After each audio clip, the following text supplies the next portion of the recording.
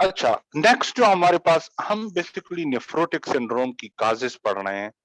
तो हमें पता है कि नेफ्रोटिक सिंड्रोम किसे कहते हैं। फिर हमने पढ़ लिया था कि एक जो नेफ्रोटिक सिंड्रोम होता है वो जो है सबसे पहला कौन सा था जो कि बच्चों में कॉमन था, मिनिमल चेंज डिजीज, ठीक है। फिर दूसरे नंबर पे हमने पढ़ा था फोकल सेगमेंटल ग्लोमेरुलोस्क्लेरोसिस, ये था ना। अब तीसरा है membranous nephropathy, membranous nephropathy which is also known as membranous glomerulonephritis. चौथा है एमाइलोइडोसिस, पांचवा है डायबिटिक ग्लोमेरुलोनेफ्रोपैथी। तो ये जो तीन है यानी minimal change disease, focal segmental glomerulosclerosis, membranous nephropathy, amyloidosis और डायबिटिक ग्लोमेरुलोनेफ्रोपैथी, ये सारी की सारी काजेज हैं नेफ्रोटिक सिंड्रोम की। तो हम अगर मेम्ब्रेनस नेफ्रोपैथी या मेम्ब्रेनस नेफ्रोपैथी को हम पढ़ें, इसको मेम्ब्रेनस नेफ्रोपैथी क्यों कहते हैं? क्योंकि इसमें जो बेसमेंट मेम्ब्रेन होता है वो थिक हो जाता है। क्या थिक हो जाता है? Basement membrane. अब बेसमेंट मेम्ब्रेन क्या होते हैं? ये आपके पास बेसिकली जो जो पोडोसाइट्स थे, लेट्स से, देखो ये आपके पास ग्लोमेरुलर कैपिलरी का बेसमेंट मेम्ब्रेन है और ये इसके ऊपर पोडोसाइट्स बैठे होते हैं, ठीक है। ये पोडोसाइट्स हैं, ठीक है, ये पोडोसाइट्स हैं। क्लियर हो गई ये बात? Yes sir. Yes sir. ये जो रेड है ये आपके पास क्या है? बेसमेंट मेम्ब्रेन है, और ये जो ब्लू है ये आपके पास पोडोसाइट्स हैं। अब मेम्ब्रेनस नेफ्रोपैथी में क्या होता है? ये जो बेसमेंट मेम्ब्रेन है ना, ये जो रेड कलर की लाइन है जो बेसमेंट मेम्ब्रेन है, इस बेसमेंट मेम्ब्रेन के ऊपर और पोडोसाइट्स के नीचे, यानी यहाँ पे, मैं इसको डिफरेंट कलर में वो करता हूं, यहाँ पे, यहाँ पे, यहाँ पे, यहाँ पे, ये कहाँ है? पोडोसाइट्स के नीचे और बेसमेंट मेम्ब्रेन ऊपर के ऊपर। तो मैं इनको सब पोडोसाइट्स डिपॉजिट्स भी कह सकता हूं कि पोडोसाइट्स के नीचे यानी सब पोडोसाइट। समझ नहीं आ रही है आप लोगों को? सर आ रही ये है। जो जगह है ना, ये जो जगह, ये जगह, यहाँ पे अगर कोई चीज डिपॉजिट हो जाए, जमा हो जाए, फंस जाए, तो मैं क्या कहूंगा कि ये कहाँ पे फंस गई है? ये क्या है? सब पोडोसाइट डिपॉजिट, पोडोसाइट डिपॉजिट। यहां तक समझ आई? Yes sir. Yes sir. अब देखो इन लोगों में क्या प्रॉब्लम हो जाती है। जिन लोगों को मेम्ब्रेनस नेफ्रोपैथी होती है उन लोगों में इम्यून कॉम्प्लेक्सेस डिपॉजिट हो जाते हैं। लेट्स से ये इस बंदे का ब्लड है,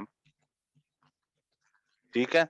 अब इस बंदे के ब्लड के अंदर, लेट्स से इस बंदे ने कोई एनसेड्स खाई, एनसेड्स, या इस बंदे ने पेनिसिलामीन, ये एक मेडिसिन है, ये खाई, या इसको कोई इन्फेक्शन हुआ जैसे हेपेटाइटिस बी वायरस या हेपेटाइटिस सी वायरस, या इस बंदे को एसएलई की बीमारी हो गई यानी सिस्टेमिक लूपस एरिथमेटोसिस, या इस बंदे के जिस्म के अंदर कोई ट्यूमर हो गया, ठीक है, या इस बंदे को एंटी फास्फो, यहां तक समझ आई है?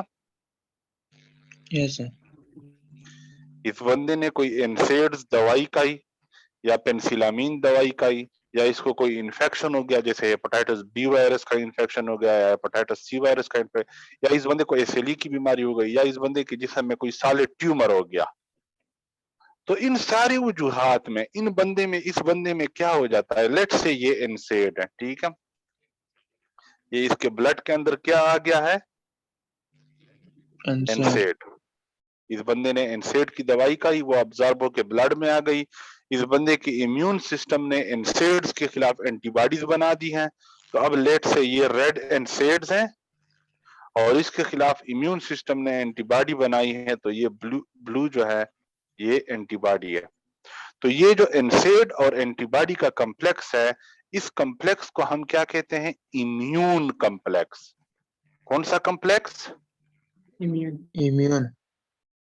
Immune complex. Immune complex. तो यहाँ पे जो मैंने लिखा हुआ है ना इम्यून कॉम्प्लेक्स लिखा हुआ है ना, Yes, sir. Immune Yes, complex, sir. ये जो इस बंदे ने कोई एनसेड्स खाई थी या पेनिसिलामिन खाई थी या hepatitis B virus C virus का इन्फेक्शन हुआ था या एसएलई हुआ था या सॉलिड ट्यूमर होता है, इस बंदे के जिस्म ने इम्यून सिस्टम ने एंटीबॉडीज बनाई, वो एंटीबॉडी एंटीजन के साथ बाइंड हो गई, ये जो कॉम्प्लेक्स बना इसको हम इम्यून कॉम्प्लेक्स कहते हैं। ये आता है और ये यहाँ पे डिपॉजिट हो जाता है, कहाँ पे? पोडोसाइट्स के नीचे और बेसमेंट मेम्ब्रेन के ऊपर। ऊपर। तो हम इसको कहते हैं सब पोडोसाइट डिपॉजिट। सब पोडोसाइट मीन पोडोसाइट के नीचे हो गया डिपॉजिट। अब लेट से ये यहाँ पे डिपॉजिट हो गया, ये डिपॉजिट हो गया, ये इम्यून कॉम्प्लेक्स जो यहाँ पे था वो कहाँ डिपॉजिट हो गया? इस जगह पे डिपॉजिट हो गया। हो गया? Yes, sir. Yes, sir. मुझ खोड़ले दो रूमेट थे खोड़ा। अब और से सुनो, होगा क्या? ये डिपॉजिट्स के नीचे जो मेम्ब्रेन है ना, बेसमेंट मेम्ब्रेन, रेड कलर की जो लाइन है, ये इस जगह पे क्या हो जाएगी? ओ यार ये तो खत्म हो गई। ये जो मेम्ब्रेन है, ये जो बेसमेंट मेम्ब्रेन है, मेम्ब्रेन क्या हो जाएगी? थिक हो जाएगी। क्यों? क्योंकि इसके ऊपर और पोडोसाइट के दरमियान के नीचे एक इम्यून कॉम्प्लेक्स अटैच हो गया, जिसकी वजह से ये तेखरा रूमेटा, जिसकी वजह से ये बेसमेंट मेम्ब्रेन क्या हो जाएगी? ठीक। ठीक हो जाएगी। इसलिए इस बीमारी का नाम है मेम्ब्रेनस नेफ्रोपैथी, क्योंकि इस बंदे की जो जब मेम्ब्रेनस नेफ्रोपैथी यानी ये बीमारी होती है तो इस बंदे की बेसमेंट मेम्ब्रेन इस जगह पे थिक हो जाती है। क्लियर हो गया? ये देखो, ग्लोमेरुलर बेसमेंट मेम्ब्रेन थिकनिंग नजर आ रही है? ये जो ग्लोमेरुलर बेसमेंट मेम्ब्रेन थिकनिंग इन्होंने लिखा हुआ है, Yes, sir. ये थिकनिंग क्यों हो गई? समझ आई है कि Yes, पोडोसाइट्स के बिल्कुल। नीचे और मेम्ब्रेन के ऊपर इम्यून कॉम्प्लेक्सेस डिपॉजिट हो गए हैं और वहां पे जो मेम्ब्रेन था वो मोटा हो गया है, थिक हो गया है, तो इसलिए इसको मेम्ब्रेनस नेफ्रोपैथी कहते हैं कि इस बंदे का मेम्ब्रेन थिक हो जाता है। अब देखो, इसको स्पाइक एंड डोम अपीयरेंस भी कहते हैं। इलेक्ट्रॉन माइक्रोस्कोप पे जब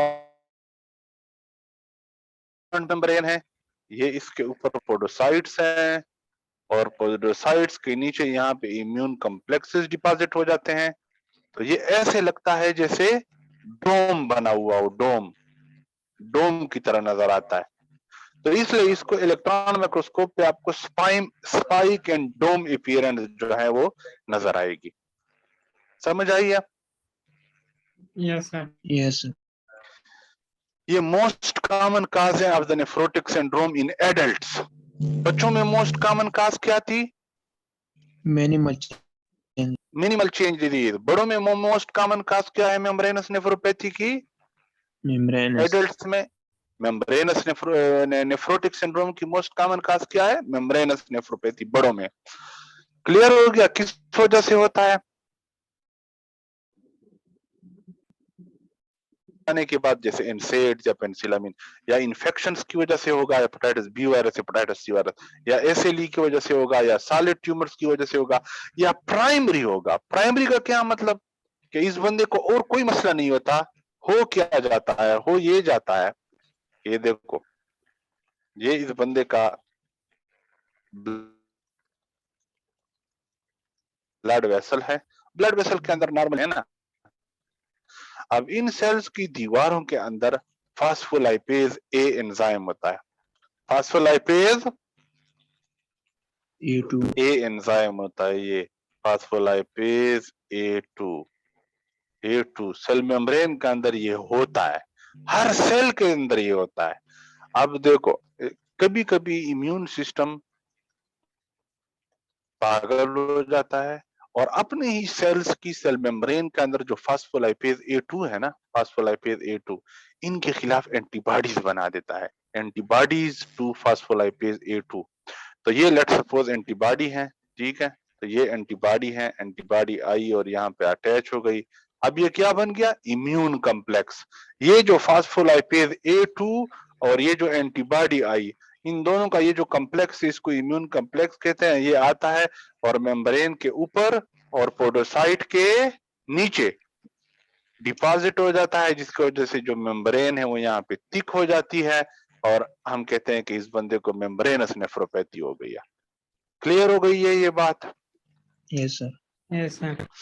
ये अक्सर प्रोग्रेस कर जाता है to the chronic renal failure, यानी इस बंदे की किडनीज जो है वो परमानेंटली डैमेज हो जाती हैं, यानी में progress to chronic renal disease यानी chronic kidney disease CKD।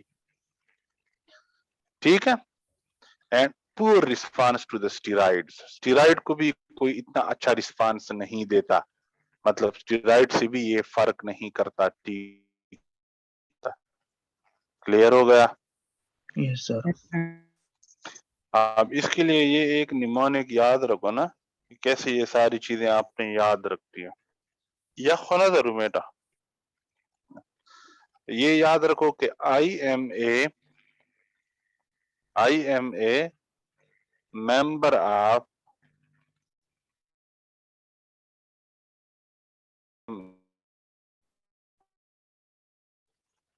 Spike and dome club. एक क्लब है, मैं उसका क्या हूं, member. I am a, young भी लिखो क्योंकि आप यंग हो ना, तो I am a young member of spike and dome club. तो इससे आपको काफी चीजें याद हो जाती है। मिसाल के तौर पर आई से आपको याद हो जाता है इन्फेक्शन, कि ये जो मेम्ब्रेनस नेफ्रोपैथी है ये किसकी वजह से होती है, इन्फेक्शन या हेपेटाइटिस C वायरस का इन्फेक्शन। पढ़ा था ना हमने? Yes, sir. Yes, sir. ठीक है। एम से आपको याद हो जाएगा क्या, एम से क्या याद होगा आपको? Membrane. एम से आपको नहीं, एम से आपको याद होगा मेलिग्नेंसीज, यानी कैंसर। मेलिग्नेंसी किसे कहते हैं? Cancer. ट्यूमर को, कैंसर को। तो ये देखो हमने पढ़ा था कि ट्यूमर से भी ये होता है, इन्फेक्शन से भी ये होता है। तो आई से क्या हो गया, इन्फेक्शंस। एम से क्या हो गया, Malignant. मेलिग्नेंसी यानी ट्यूमर, तो ये ट्यूमर हो गया। और ए से क्या हो गया, anti rheumatic drugs. Anti rheumatic drugs जो है ना, ये वो ड्रग्स होती हैं जो रोमेटाइड आर्थराइटिस की ट्रीटमेंट में यूज होती हैं। फॉर एग्जांपल पेंसिलामीन, ये देखो ना यहाँ पे जो पीछे पेंसिलामीन था, एनसेड और पेंसिलामीन। तो पेंसिलामीन एक ड्रग है, ये देखो ना यहाँ पे, ये पेंसिलामीन, ये ड्रग है जो कि रोमेटाइड आर्थराइटिस की ट्रीटमेंट में यूज होती है। तो ए से क्या है, एंटी रोमेटाइड आर्थराइटिस ड्रग यानी पेंसिलामीन। समझ नहीं आई? Sir, आ रही। Yes. तो ये काजेस हो गई। आई से इन्फेक्शन यानी हेपेटाइटिस बी वायरस का इन्फेक्शन, हेपेटाइटिस सी वायरस का इन्फेक्शन। एम से मेलिग्नेंसी यानी ट्यूमर, और ए से एंटी रोमेटाइड ड्रग्स जैसे पेंसिलामीन। तो ये काजेस हो गई। यंग से आप लोगों को क्या याद होगा, Adult. कि ये most common cause of the nephrotic syndrome in young adults. तो यंग से आपको ये याद हो जाएगा। मेंबर से आपको याद हो जाएगा कि ये किसकी बात हो रही है, कौन सी बीमारी की, मेम्ब्रेनस नेफ्रोपैथी की। स्पाइक एंड डोम से आपको क्या याद होगा, कि इलेक्ट्रॉन माइक्रोस्कोप के नीचे जब आप देखोगे तो क्या अपीयरेंस होगी, ये देखो यहाँ पे हमने पढ़ा था स्पाइक एंड डोम अपीयरेंस, क्योंकि ये जो है वो नीचे इस तरह डिपॉजिट हो जाता है कि स्पाइक और डोम की तरह नजर आता है। तो ये एक निमोनिक है याद करने के लिए। क्लियर हो गया? Yes, sir. I am a young member of spike and dome club. इससे ये सारी चीजें इसके अंदर याद हो जाती हैं। और साथ में ये भी ऐड कर दो कि ये जो this club has thick membrane, this club has thick membrane, तो ये भी इसमें आ जाएगा कि इसमें ग्लोमेरुलर बेसमेंट मेम्ब्रेन थिक हो जाती है, मोटी हो जाती है। अब नेक्स्ट एमाइलोइडोसिस है। हम एमाइलोइडोसिस के ऊपर जनरल पैथोलॉजी में डिटेल में बात कर चुके हैं। एमाइलोइडोसिस किसे कहते हैं, कि जब भी किसी बंदे के जिस्म के अंदर मिसफोल्डेड प्रोटीन, खराब प्रोटीन जगह जगह पे डिपॉजिट्स हो जाएं, तो हम कहते हैं कि ये जो खराब प्रोटीन्स हैं, मिसफोल्डेड प्रोटीन्स हैं, इनको हम एमाइलाइड कहते हैं। और ये जहां पे डिपॉजिट हो जाए और इनकी डिपोजिशन की वजह से बीमारी हो, तो उस बीमारी को एमाइलाइडोसिस कहते हैं। फॉर एग्जांपल, ये एक नॉर्मल प्रोटीन है जिसने इस शक्ल में फोल्ड होना है। ये लेट्स सपोज एक प्रोटीन है XYZ।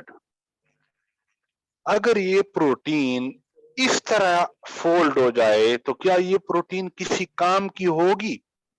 No sir. नहीं होगी। तो ये मिसफोल्डेड प्रोटीन है।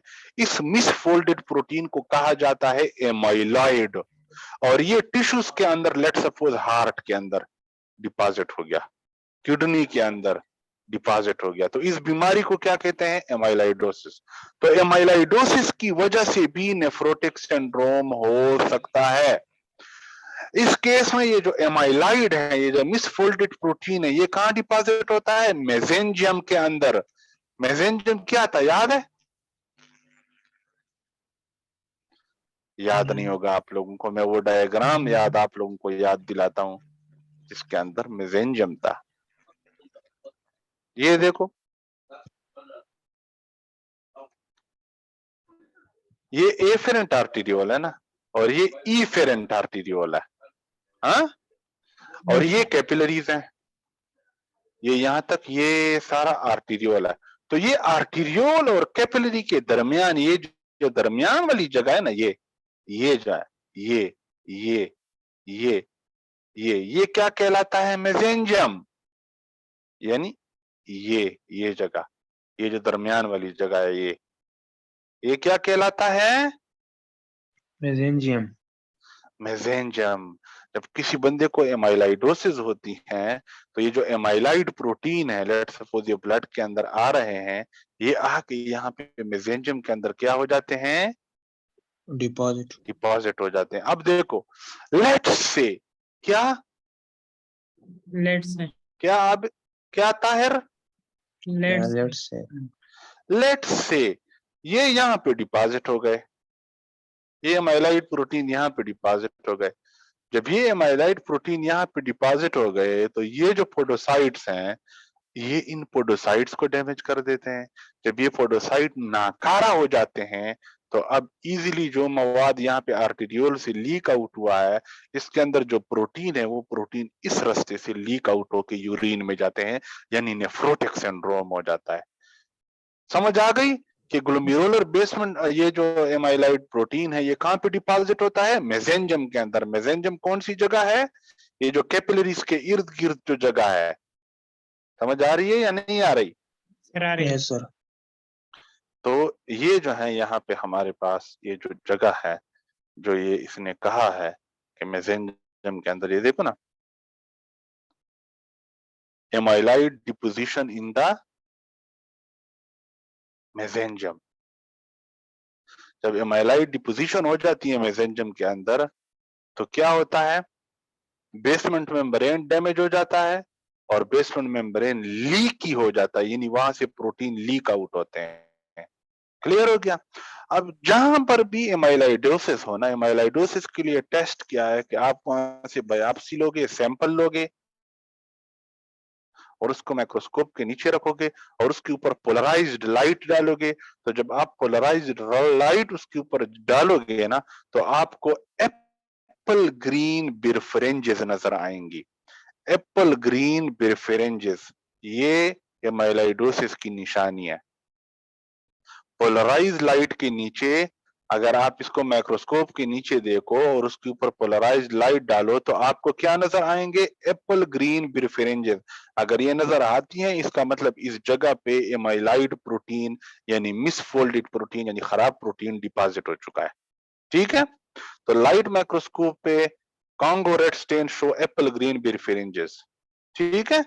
Under polarized light. ये क्यों शो हो रहे हैं एप्पल ग्रीन बिरफ्रेंजेस? क्योंकि नीचे एमाइलाइड की डिपोजिशन हो गई है मेसेंजियम के अंदर। जब किसी बंदे को एमाइलाइडोसिस होती है, तो मोस्ट कॉमनली जो ऑर्गन इन्वॉल्व होता है सिस्टेमिक एमाइलाइडोसिस में, वो किडनी है। क्लियर हो गया? Yes, sir. Yes, sir. और चूंकि ये जो एमाइलाइडोसिस है ये तो क्रॉनिक बीमारी है, ये एक दिन में तो नहीं होती, इस पे तो बहुत लंबा, मुशर्रफ कितने अरसे से बीमार है, मुशर्रफ को एमाइलाइडोसिस है। तो चूंकि ये लंबी बीमारी होती है यानी क्रॉनिक कंडीशन होती है, इसलिए इस पे बहुत टाइम लगता है। ठीक है, Yes, sir. तो ये एक मुख्तलिफ बीमारियां, जैसे पार्किंसन के जो मरीज होते हैं, पार्किंसन, उन लोगों में एमाइलाइडोसिस होती है, या जिस बंदे को क्रॉनिक कोई इन्फ्लेमेटरी डिजीज हो उन लोगों में एमाइलाइडोसिस होती है, या जिन लोगों को जो है वो हो, क्या कहते हैं,